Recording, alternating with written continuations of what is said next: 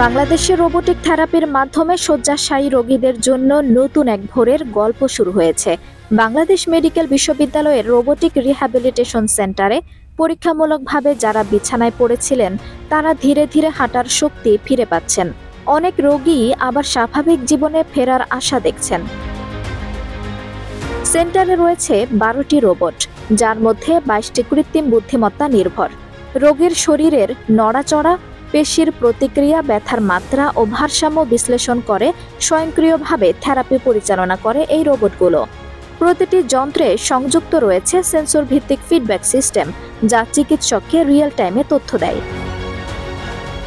Robotic থেরাপির মাধ্যমে stroke, পক্ষাঘাত, নার্ভ ইনজুরি, ফ্রোজেন শোল্ডার ও দীর্ঘমেয়াদী ব্যথায় আক্রান্ত রোগীদের জন্য ব্যক্তিনির্ভর ও নিখুঁত চিকিৎসা সম্ভব হচ্ছে।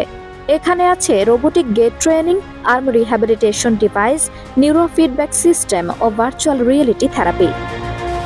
এখনো পর্যন্ত 13 জন রোগী সফলভাবে থেরাপি নিয়েছেন। শয্যাশায়ী রিতারানী দেব এবং সুরমা আক্তারের মতো রোগীরা ধীরে ধীরে বসতে, দাঁড়াতে ও হাঁটতে পারছেন। তাদের মা ও আত্মীয়রা জানিয়েছেন, রোবোটিক থেরাপি শুধু শারীরিক শক্তি ফিরিয়েছে না, মানসিকভাবে আত্মবিশ্বাসও ফিরিয়েছে। ফিজিক্যাল মেডিসিন বিভাগের সহযোগী অধ্যাপক ডাক্তার জিয়াউর রহমান বলেন, চীনের প্রযুক্তিগত সহায়তা ও প্রশিক্ষণ ছাড়া এই সেবা সম্ভব হতো না। রোবট স্বয়ংক্রিয়ভাবে থেরাপি প্রোটোকল ঠিক করে দেয়, রোগীর অগ্রগতির ভিত্তিতে। উপাচার্য অধ্যাপক ডাক্তার মোহাম্মদ শাহিনুল আলম জানিয়েছেন, এই সেন্টার প্রতিদিন 300 জন রোগীকে সেবা দিতে পারবে।